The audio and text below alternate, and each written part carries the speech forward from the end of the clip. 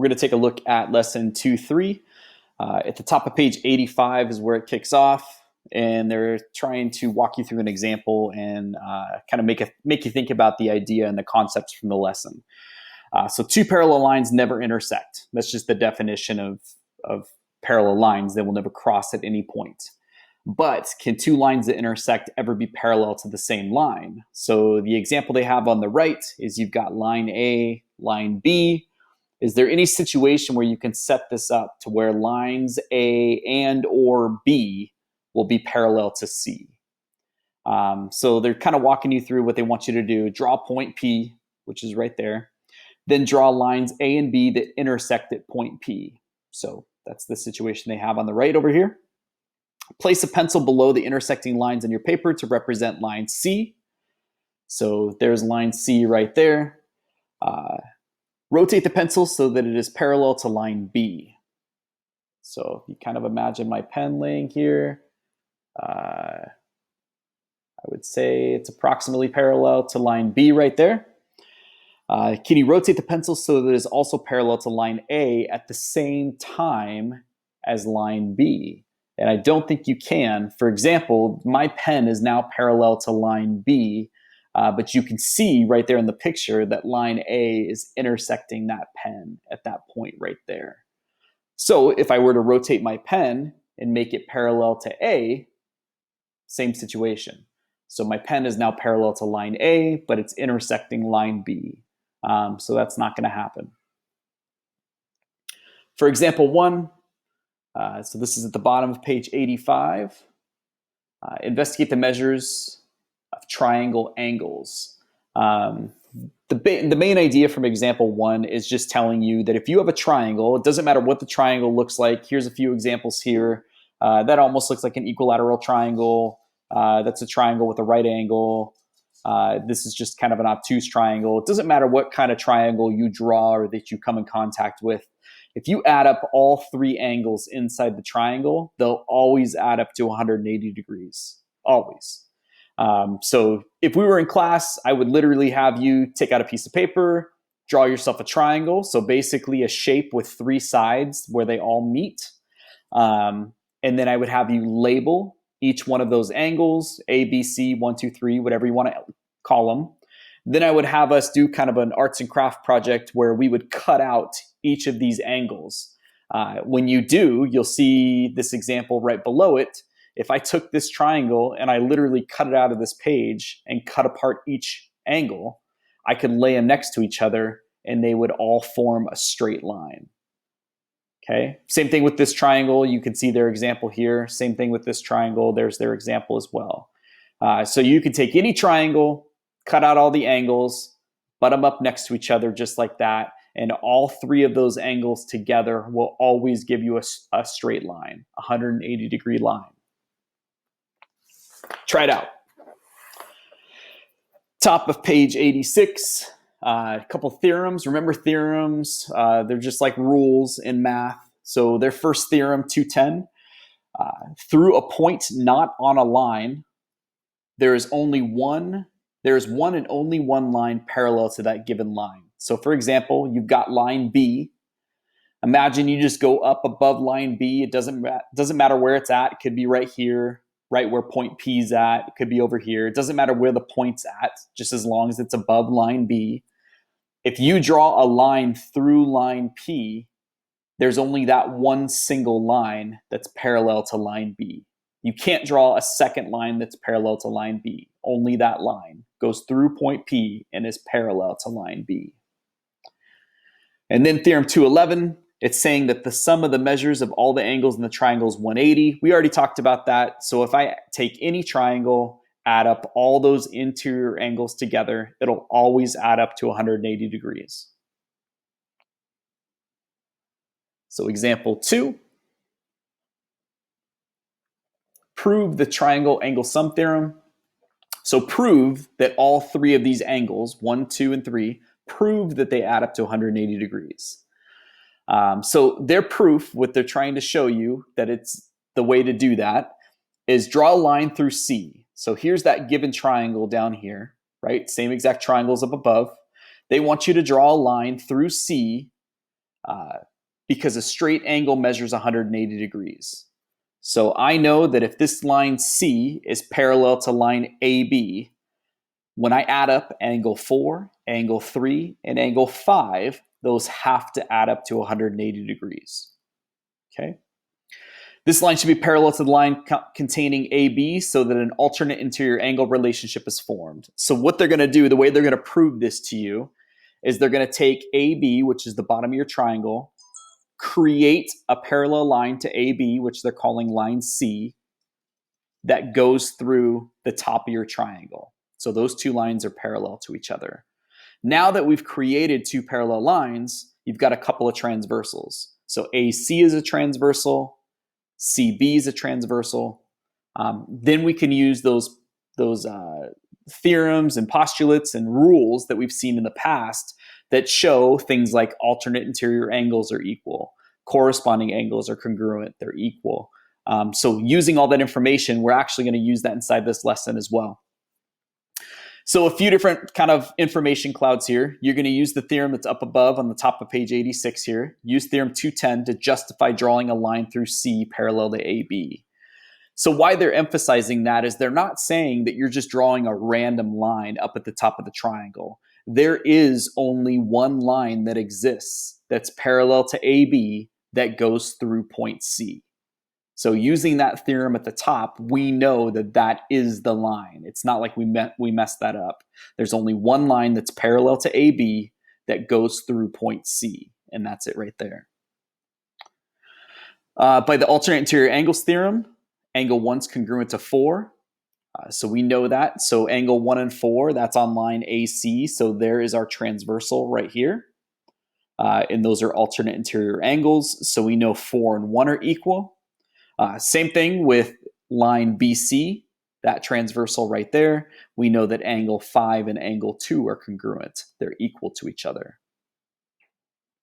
So what they emphasized up at the top is that if this line is parallel to line AB, well, if I add angle 4, angle 3, and angle 5 together, those add up to 180 degrees because that's a straight line. The other thing they're emphasizing is that 4 and 1 are equal, 5 and 3 are equal. So if that's the case, angles 4, 3, and 5 add up to 180. So angles 1, 2, and 3 have to add up to 180, which is what we just proved, what we talked about in the triangle angle sum theorem. So knowing that, angle 1 plus angle 2 plus angle 3 has to equal 180. And that's what they're emphasizing in example 2. Example 3 at the top of page 87, use the triangle angle sum theorem. So now we're actually going to apply it. If you look at this triangle over here, TRS, you know the inside of that triangle. So we're not looking at the bigger triangle on the outside. You're looking at the smaller one on the right. You know that the top angle is 32 degrees. This angle is 78. So if I add 32 plus 78 plus that third angle, which we don't know is X, it's got to equal 180 degrees. So let's go ahead and do that. So 32 plus 78 plus X equals 180 degrees. 32 plus 78 is 110.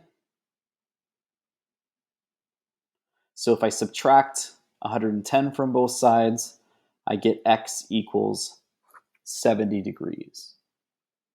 So using the fact that a triangle always adds up, all three angles on the inside add up to 180 degrees, you can solve for this missing piece of information. The other thing that we talked about was that a line has 180 degrees. So if I have this triangle that they have here, so I'm going to roughly sketch it out.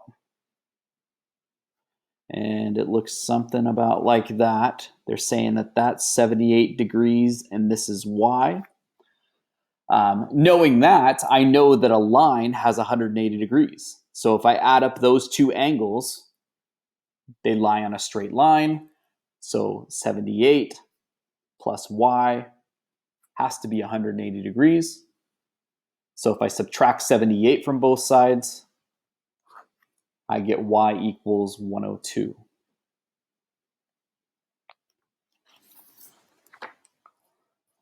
Another theorem halfway down the page, Theorem 212, triangle exterior angle theorem. What this is emphasizing is that if you have an exterior angle outside of your triangle, it doesn't matter which side it's coming off of, it can come off of any of those sides.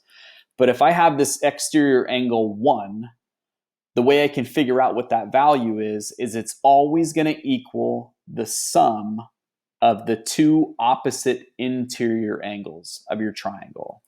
So let me emphasize that on this paper right here. So here's my triangle that they're drawing. Right? 1, 3, 2. So what they're saying is this exterior angle, angle 1, is always going to equal the sum. Remember, the sum is when you add two things together. The sum of the two opposite, so you're looking at the opposite side from that angle, the sum of the two opposite interior angles. So angle 2 plus angle 3. Sounds a little more confusing than it is, but once you start practicing and getting the hang of it, it's not that bad. So the exterior angle is going to be equal to the sum of the two opposite, so you're looking at the opposite side, the two opposite interior angles when you add them together. So example 4, apply that exterior angle theorem. So what's happening here is they're saying angle 1 is going to be equal to the sum of the two opposite interior angles. So there's the measure of angle 1 is going to be equal to 45 plus 75, which is 120. Here's the same question, but it's just giving you a different piece of information. What they're saying is that exterior angle 109 is going to be equal to the sum of the two opposite, so the opposite side, interior angles. So same process, same information, same idea, you're just solving for a different piece of information. So the exterior angle, which is 109, and it's going to be equal to the sum of those two angles. So 51 plus the measure of angle 2. So just like if this was 109 equals 51 plus x, you're just solving for the measure of angle 2. So they subtracted 51 from both sides to get 58 equals the measure of angle 2.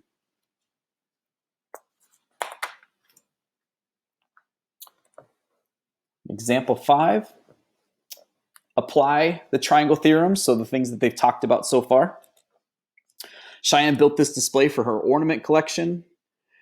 Each shelf is parallel to the base, so that's super important. Each shelf that something's sitting on is parallel to the base. What that automatically makes me think of is the relationship between parallel lines and transversals. So you can kind of anticipate that coming up here.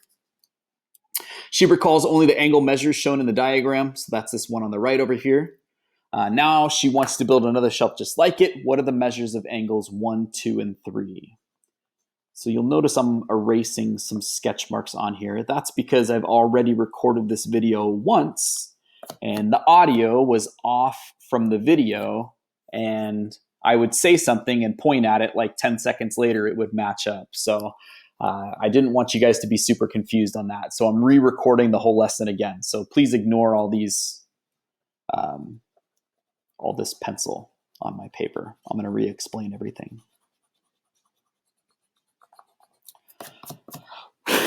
All right. So the important thing is that they said every shelf in this diagram was parallel to this base down there. So over here where they're giving us this information, there's only one shelf that's being listed, right? Just that one right there. That's the only shelf that's parallel, or at least that they're concerned about. So they want us to figure out what the angles 1, 2, and 3 are. So let's go ahead and start with just angle 1. So here's angle 1. Looking at this, again, there's a parallel line. There's the second parallel line. And I think what we have here is this transversal right here. So try to ignore all the other chaos that's happening with this question, right? There's a lot of other transversals here. There's a lot of other pieces of information, but try to focus on just the pieces you need. So there are my lines, right? Let's kind of make this a bigger base, kind of like in the picture. So there's my lines. We said that this base of that shelf is parallel to that shelf right there. And then what we're worried about is this transversal. So about like that. Everything else we're ignoring. They're saying that this part right there is 75 degrees, that little corner right there. And what we're trying to find is that piece right there. So angle 1.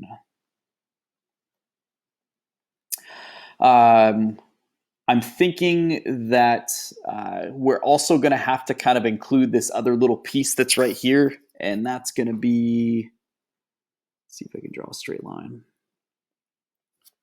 Right there, because this piece is 55 degrees. Nope. I'm going to redraw this line. So let's resketch this because I messed that up when I sketched it. So there's the first shelf. There's the bottom shelf. We said that these two lines are parallel. There's that first transversal. And I think what I want is this one right there. There we go. That looks better. So that's 75 degrees. This is angle 1. This is 55 degrees. So kind of rough to kind of fit everything in there. If I would have drawn it bigger and better, it would have looked better. But hopefully you'll be able to follow that. So they're saying that this right here is 75 degrees, just that section right there. So I know that there's a corresponding angle right here. That's the same section, right? But that's not just angle 1. That's both angle 1 and 55 degrees. Okay, those two are corresponding pieces of information. There's a parallel line, transversal, 75 is going to be equal to angle 1 plus 55 degrees. So if I were to solve this, just got to subtract 55 from both sides, and I get 20 degrees equals angle 1. All right, so then we'll take a look at angle 2. Go ahead and erase my pencil marks on here. Angle 2 is right here. I think what we're looking at now, again, same set of parallel lines, but this is going to be my transversal right here. So there's my transversal, and it looks like angle 2 is going to be an alternate interior angle with 55 degrees. So I know that angle 2 is 55 degrees because of alternate interior angles. And then let's take a look at angle 3. So here's angle 3. That's the last one we got to solve for.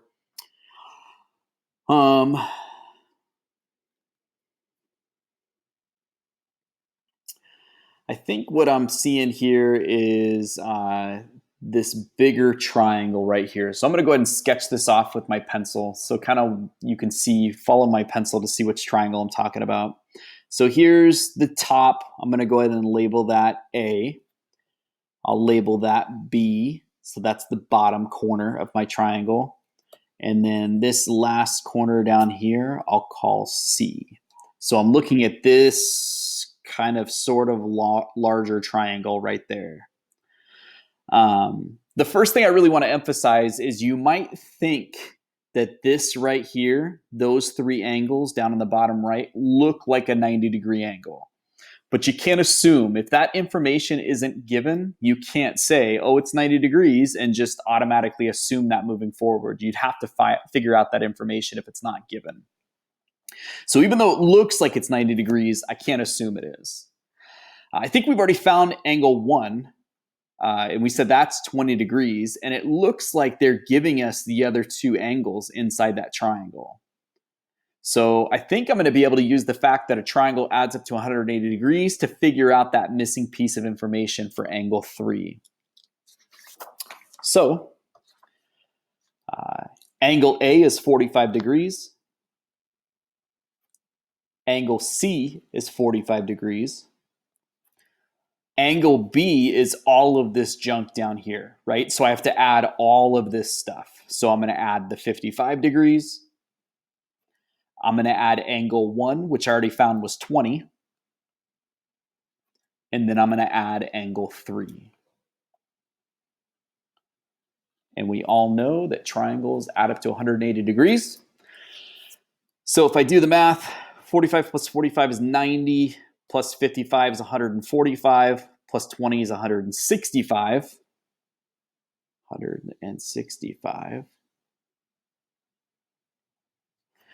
If I go ahead and solve for angle 3, I just subtract 165 from both sides, and I get that angle 3 is 15 degrees. So you'll notice, just like you probably noticed so far in your whole math career anyways, that you're not learning stuff like properties of parallel lines with transversals like we did a few lessons ago, and then dumping it, right? You are using that same information moving forward in later lessons in the book. So sure, we're using those 2 new theorems that we're talking about in this book, that triangles, all the interior angles add up to 180 degrees, and then the exterior angle theorem, but you're also using past knowledge as well to kind of piece all this together. So this was a great question to kind of emphasize that.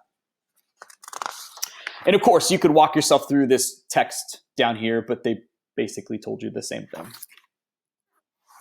So on page 89, concept summary.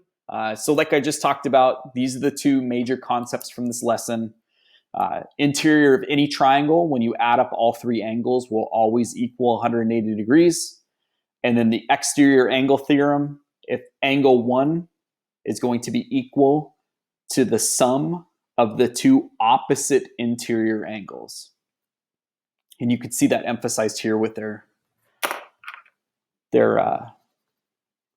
steps below that triangle. All right.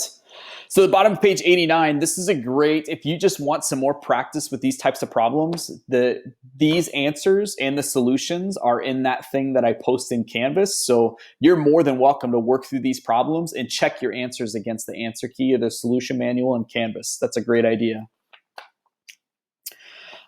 Same thing we've talked about in the past as well. I only really want you to do at a minimum the practice section, but if you want to jump over to the understand section, the apply section, the assessment practice, you're more than welcome to. The apply section is probably going to be a little more difficult. The assessment practice, that's a great place to go back and reference like when you're about to take a test. Do as much or as little as you want, but at the very least, make sure you're doing these practice problems. All right. So what I'm going to do, just because I want to write on this and I don't want to write in my book, is I just essentially printed out that page from the book. Same page right there, page 90. So I'm going to put this aside and use my paper that I printed off.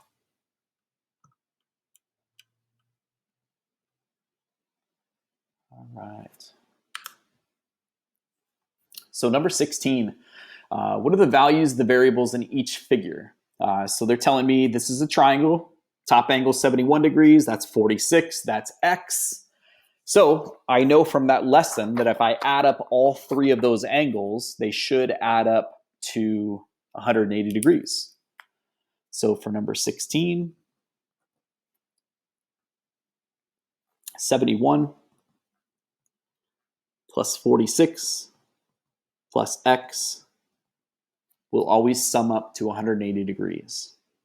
So now it's just kind of some basic algebra. 71 plus 46 is 117. And then solve for X. So I'm going to subtract 117 from both sides. So X equals, what is that, 63? So X equals 63 degrees. 17 is the same case. Triangle adds up to 180 degrees, so that's 56 and 76. When I add it to X, it should give me 180. So 56 plus 76, that's 132. If I want to solve for x, I'm going to subtract 132 from both sides, so I get x equals 48.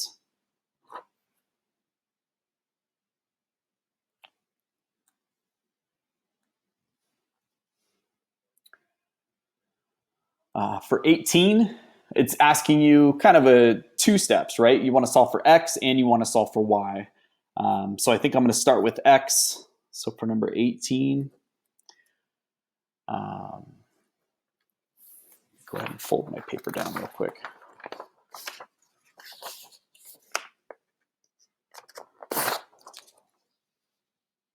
All right. So number 18, that top left triangle, 46 and 36. So 46 plus 36 plus x equals 180. 46 plus 36 is 82. So if I subtract 82 from both sides, I get x equals 98 degrees. But don't forget, this is kind of like a two-step question. You also want to solve for y. So with this example, you really want to remember past lessons when they were talking about vertical angles. So if this angle right here is x, then this angle right here has to also be x. They're congruent. They're the same exact angle. So in this second triangle, I actually have 44, 98, and y. So 44 plus 98 plus y equals 180. Again, just to emphasize that, I know that that's x. Whatever this x is, that has to be the same because of what they call vertical angles. They're equal to each other. So 44, 98 is 142 plus y equals 180. Subtract 142 from each side, and I get y equals 38 degrees. For number 19, same kind of situation as 18. You've got x and y. I'm going to go ahead and start off with, I think, solving for y, because I'm seeing that that's inside of a triangle. They're giving you the other two angles, so y should be pretty easy to solve for. So that's 39 plus 91 plus y equals 180.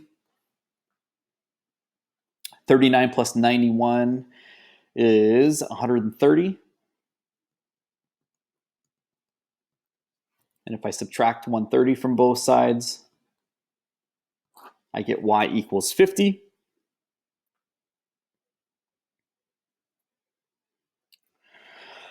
So this is 50 right here. You're trying to solve for x. I think there's a couple different ways you can go ahead and solve for this. I think the way I'm going to do this is I'm going to look at this as one large triangle, right? So I'm looking at the one that I'm tracing out. That's the triangle I'm focused on right there, not this little tiny bitty one here. You could, just like in math, there's always multiple ways to get to the right answer. So if you decided to look at the little tiny triangle and figure out what x is, you definitely could. My brain thought of this first, so that's the way I'm going to talk about it. So there's my triangle. We said that y is 50, so that's 50 degrees up at the very top up there. Looks like this bottom half is 71. And it looks like this is going to be x plus 39, right? Because this angle right there is both x and the 39 degrees. That gives you that whole side of that triangle right there. So that's what I'll set up as an algebraic equation. So it's going to be x plus 39 plus 50, because that's my y value, plus 71 equals 180. So 39 plus 50 is 89. 89 plus 71 is 160. So if I subtract 160 from both sides, I end up with x equals 20.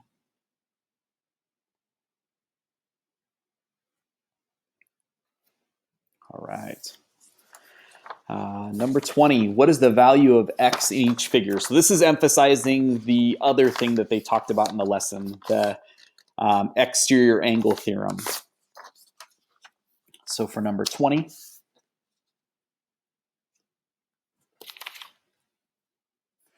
what they stated was that this exterior angle, which they're calling x, is going to be equal to the sum, so you have to add these things, the sum of the two opposite interior angles. So this exterior angle x is going to be equal to the sum of these two opposite interior angles. So x equals 41 plus 98. So in this example, 41 plus 98 is 139.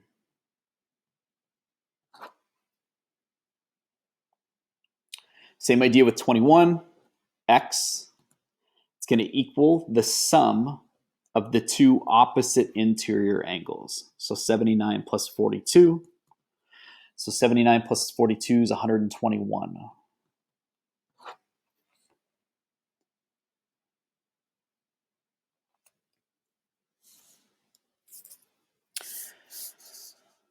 For number 22, same information, same process, right? It's still talking about this exterior angles theorem, but they're giving you a different piece of missing information. Instead of you solving for the exterior angle, now you're just solving for the interior angle. So using that same relationship though, that same idea, that same theorem, you're gonna still be able to solve this. So it's still the exterior angle is gonna be equal to the sum of the two opposite interior angles.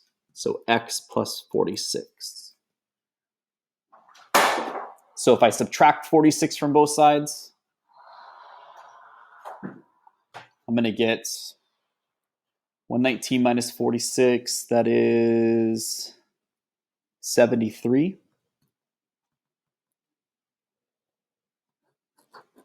So 73 degrees equals x. Let me just double check my math. Yep. So same idea with 23. The exterior angle is going to be equal to the sum of the two opposite interior angles.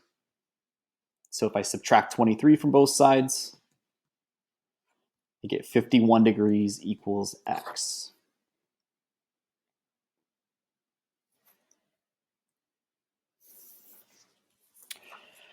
For exercises 24 through 27, find the measure of each angle. So you're looking for angles 1 through 4.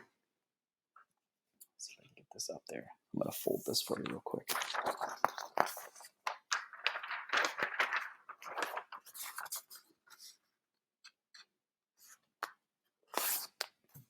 All right. So you're trying to find the measure of each of those angles, angle 1, 2, 3, and 4. So angle 1 is right here. It looks like that is part of this littler triangle that's on the left, right? That one right there that I'm tracing out with my pen.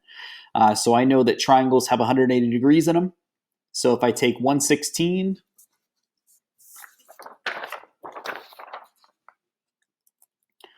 so this is problem 24. If I take 116, add 37, add angle 1, it should add up to 180 degrees, right? These three angles, that's inside the same triangle, those should all add up to 180 degrees. So 116 plus 37, that's 153. If I subtract 153 from both sides, that means that angle 1 is equal to 27 degrees.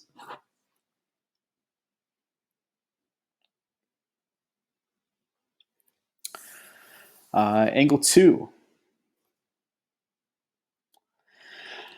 So we know that angle 1 is 27 degrees.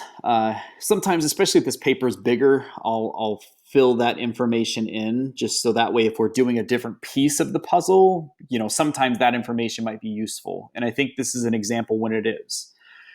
We know that a straight line, this line right here that's above my pen, we know that a line has 180 degrees. From one point, if I go all the way around in like a half circle, it adds up to 180 degrees. So I know that if I go from angle 1, I add the 74, and then I add angle 2, that's got to be 180 degrees. So angle 1 plus 74 plus angle 2 has to be 180. I know what angle 1 is. It's 27 degrees.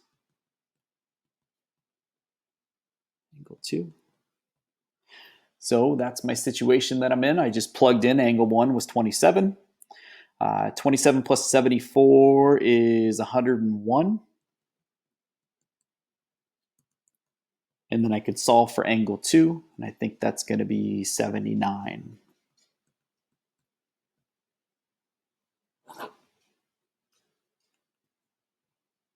Angle 2 equals 79 degrees.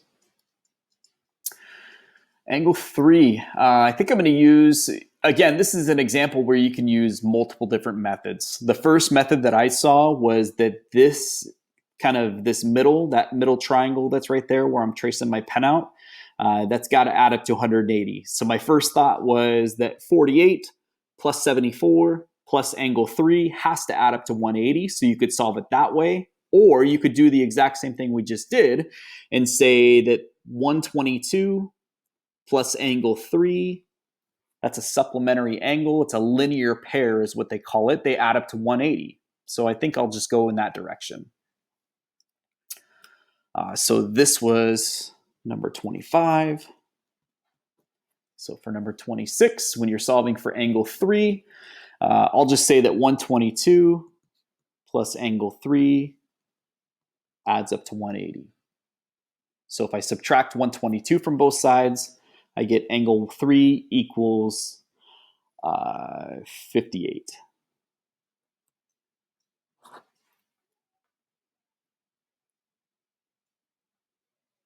And then angle 4 is right here. My first thought was to see if this was a transversal, kind of like we did in that example a little while ago, but there is no parallel line right here. You could do something like we did in the example and create a parallel line that kind of goes through that point right there and then use that as a transversal. You definitely could do that. I think I'm going to go ahead and just kind of complete that triangle real quick. So I'm looking at this smaller triangle that's right here, this like shallow one that's kind of smushed at the top. It's looking like if I try to find this angle right here, I'll call that angle X. It's going to be X plus 16 plus 122. So this is problem 27. X plus 16 plus 122 equals 180. 16 plus 122, that's 138. So if I subtract 138 from both sides, I'm going to end up with 42 degrees. So that's not my answer. That's not the measure of angle 4. This is just that missing piece that what I'm looking for in order to find the measure of angle 4.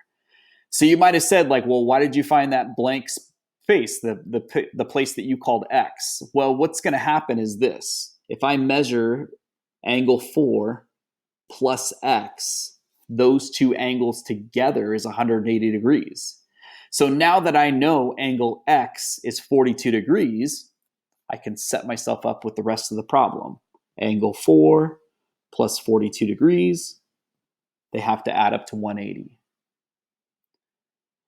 So again, you could have done that differently. You could have created a parallel line through that point and then done the transversal thing. There's other ways you could have done it, but that's just the way my brain works.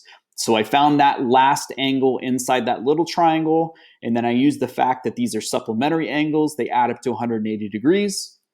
If I subtract 42 from both sides, I get 138.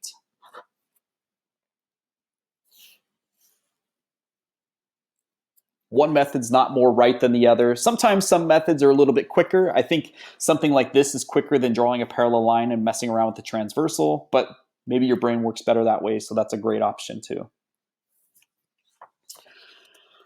28, a pendant is in the shape of an isosceles triangle. Super key. They're giving you that piece of information that that's an isosceles triangle for a reason. I'll point that out here in a little bit. One leg of the triangle is fastened to a stick and forms an 84-degree angle with the stick. So I'm going to kind of give you a visual on what they're talking about here if you don't know what a pendant is. Let's say that this is my stick. And then a pendant is like a, colleges are always big on pendants, things like that, maybe sports teams as well. It's just a triangle that comes off of a pendant or off of the stick. So my drawing skills suck, so excuse them. So something like that, right? And since I went to St. Martin's, I'll put SMU in the middle for St. Martin's University. Okay. The fact that this is an isosceles triangle tells you some information that's really key. Isosceles triangles have bases that are congruent to each other. So I know that those two base angles are perfectly equal to each other. Another property that doesn't come into play here, but an isosceles triangle has two congruent sides as well. But again, we're not worried about that. It's just different information.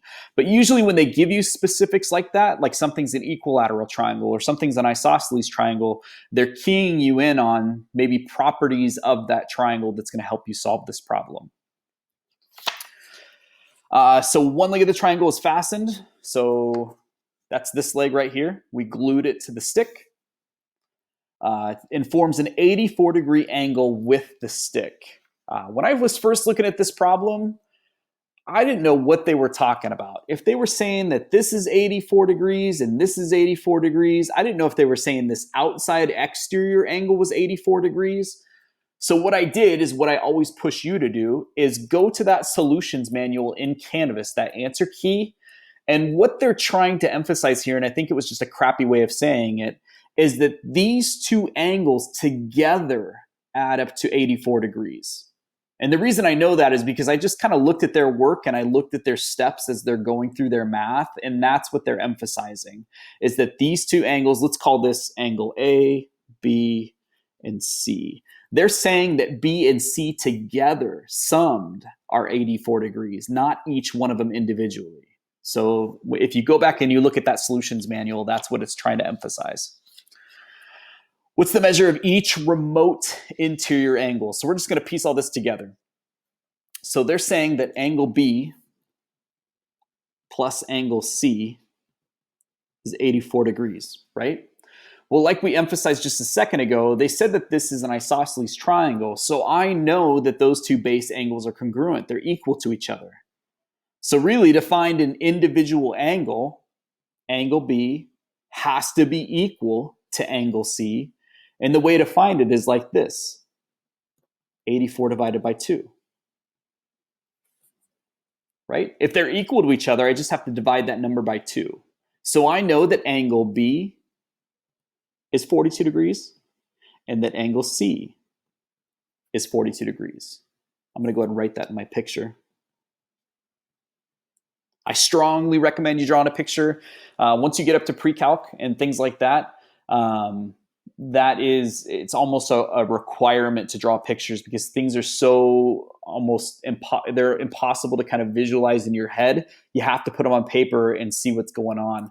So I would strongly encourage you in a situation like this, especially with these story problems, try to sketch out a graph. It doesn't have to be pretty. It just has to be something on paper to where you can start putting your ideas in the place and kind of visually seeing what's happening. All right, so I can figure out what angle A is, right? Because I know that angle A plus angle B plus angle C adds up to 180. So angle A must be, what is that? 42 plus 42 plus angle A. That's 84. So if I subtract 84 from both sides, I get that angle A is 80. What's that going to be? 86? 96. 96 degrees. So angle A is 96 degrees. Visually, it doesn't look like it's 96 degrees, right? Again, I don't know if there was a mistake in their story problem or if there was a mistake in their solution manual. I think just reading their story problem that they meant that angle B and angle C are each 84 degrees, which means this would have to be What would that be? 16 degrees. But if you look at the solutions manual, this is what they're getting at. This is how they're showing it to you. So if this is 84 degrees summed together, they're 42 degrees individually, which means angle A has to be 96 degrees, which again, visually doesn't make sense, but I want to match what the solutions manual says. If I need to find this exterior angle, angle C, I know that a linear pair, a supplementary angle, adds up to 180. So I can figure out that angle C equals 180 minus 42. So that's 138. So I know that angle C is 138 degrees. You can just kind of pick this apart and keep answering whatever information you're looking for there. So there's all the different pieces of information. If you were doing this kind of based off of what the story problem said, what I kind of interpreted as, I would say that they have a pendant. I was thinking that this angle was 84 degrees. This angle was 84 degrees, which means this angle, if that's 84, that's 84. If I add those together, 84 plus 84 plus angle A equals 180. So that's 168. So I'd subtract 168 from both sides. I get angle A equals 12 degrees. So that would have to be 12. To me, that makes a little more sense, visualizing a pendant. But again, the solutions manual was saying something different. So I was just doing it the way they did it. If this is 84 degrees, again, I could find that linear pair because those two angles right there would have to add up to 180.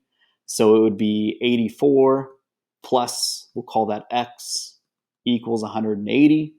If I subtract 84 from both sides, I get X equals 96. So either way, it works.